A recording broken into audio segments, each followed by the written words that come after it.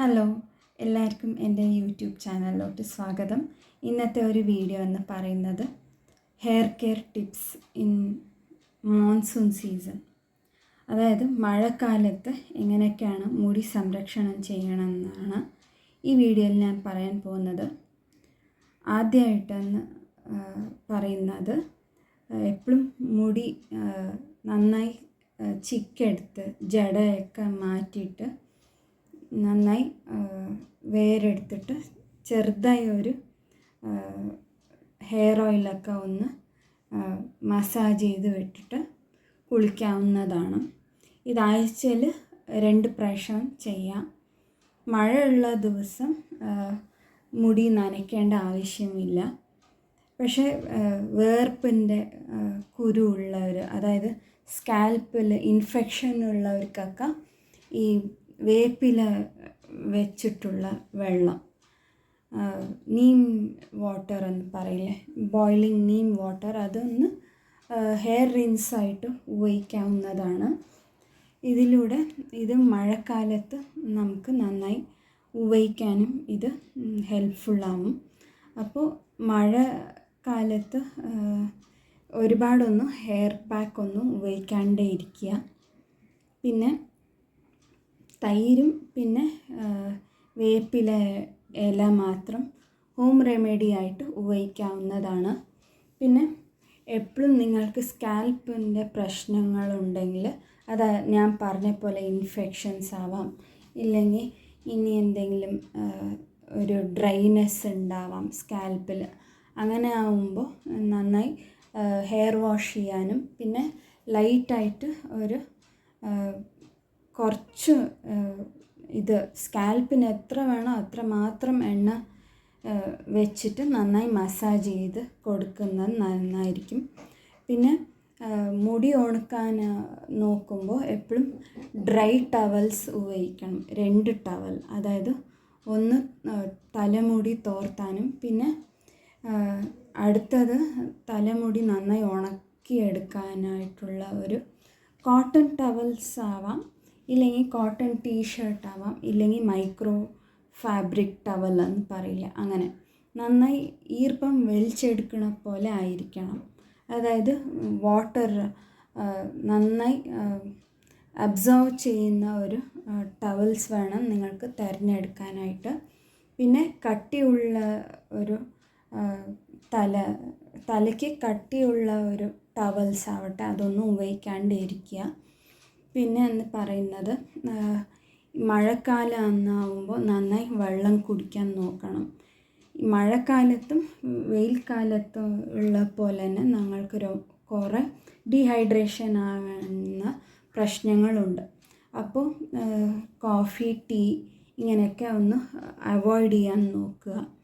പിന്നെ എങ്ങനത്തെ ഇപ്പോൾ ഹൈഡ്രേറ്റായിട്ട് ഇരിക്കാൻ വേണ്ടിയിട്ട് പ്ലെയിൻ വാട്ടർ ഹെൽപ്ഫുള്ളാണ്. ഇല്ലെങ്കിൽ ഈ ഉലുവയുടെ വെള്ളം അതും കുടിക്കാവുന്നതാണ്. നിങ്ങൾക്ക് വേണമെങ്കിൽ വെയിറ്റ് ലോസിന് ഇത് സഹായിക്കുന്നുണ്ട്. ഇല്ലെങ്കിൽ ഈ പെരിഞ്ജീരകത്തിൻ്റെ വെള്ളം, അതായത് ഫെനൽ വാട്ടർ എന്ന് പറയുമല്ലോ, അത് ഉപയോഗിക്കാവുന്നതാണ്.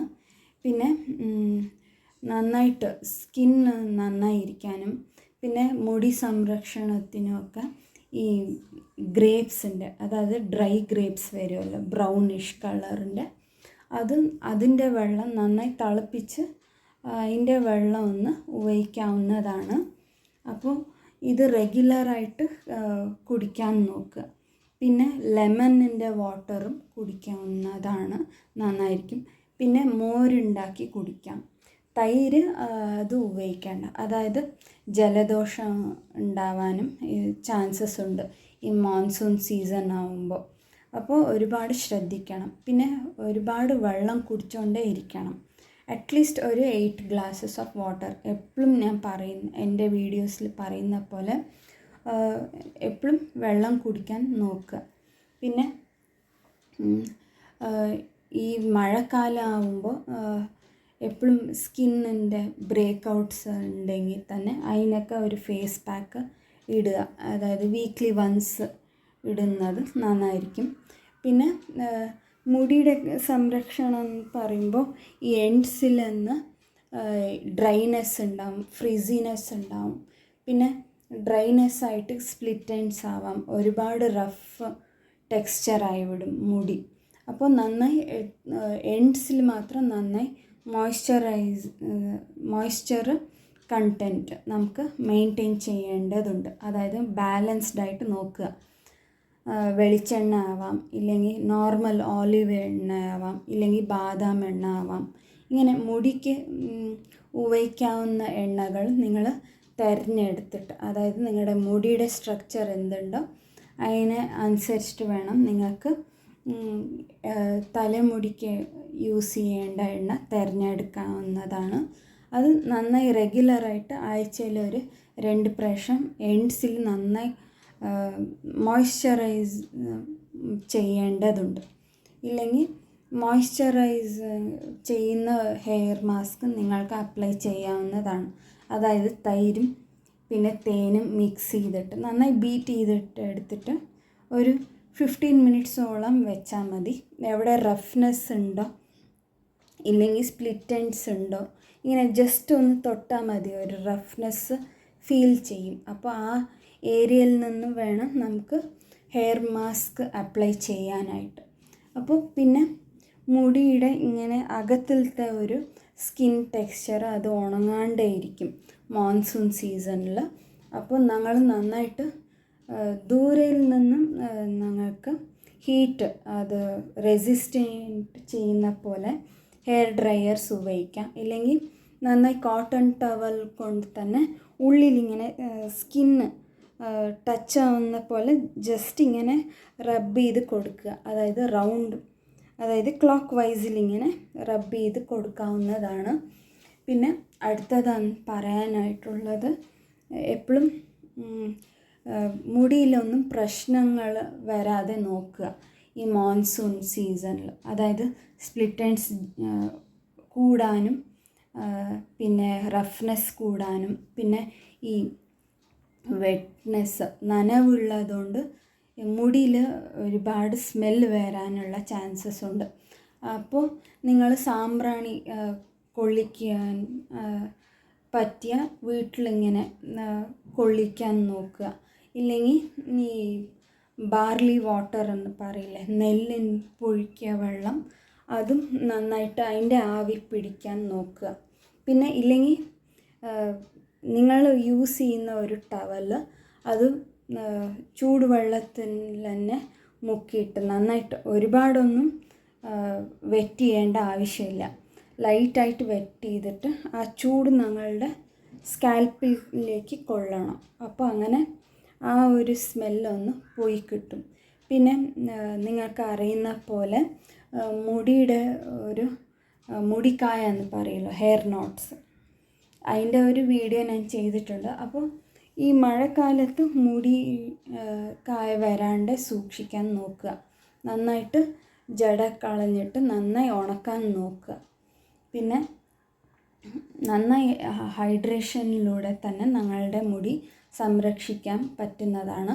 പിന്നെ അവോയ്ഡ് ചെയ്യേണ്ടത് ഞാൻ പറഞ്ഞ പോലെ ഹെയർ മാസ്ക് ഒക്കെ ഒന്ന് അവോയ്ഡ് ചെയ്യാൻ നോക്കുക. പിന്നെ യൂസ്ഫുള്ളാവുന്നത് തൈര് ഒന്ന്, ഇല്ലെങ്കിൽ വേപ്പിലയുടെ ഒരു ഹെയർ മാസ്ക് റെഗുലറായി ഈ ഒരു മോൺസൂൺ സീസണിൽ ഉപയോഗിക്കാൻ നോക്കണം.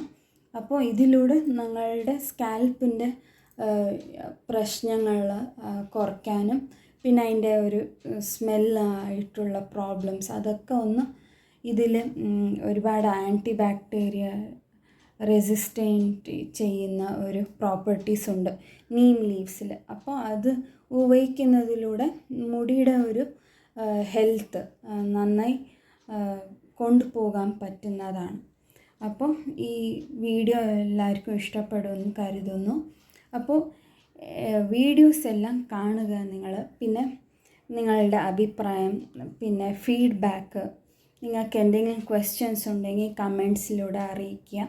പിന്നെ വീഡിയോസിൽ എന്തെങ്കിലും ഇമ്പ്രൂവ്മെൻറ്റ് ചെയ്യാനുണ്ടോ അതൊക്കെ ഒന്ന് വീഡിയോസിൽ ഒന്ന് കമൻറ്റിലൂടെ താഴെ അറിയിക്കുന്നത് നല്ലതാണ്. പിന്നെ നിങ്ങൾക്ക് ഈ വീഡിയോസൊക്കെ ഇഷ്ടപ്പെടുകയാണെങ്കിൽ പിന്നെ ഈ hair care tips, skin care ടിപ്സിന് വേണ്ടിയിട്ട് ഈ ചാനലൊന്ന് സബ്സ്ക്രൈബ് ചെയ്യുക. ഇഷ്ടപ്പെടുകയാണെങ്കിൽ ഷെയർ ചെയ്യുക, സപ്പോർട്ട് ചെയ്യുക. Thank you. അടുത്ത വീഡിയോയിൽ കാണാം.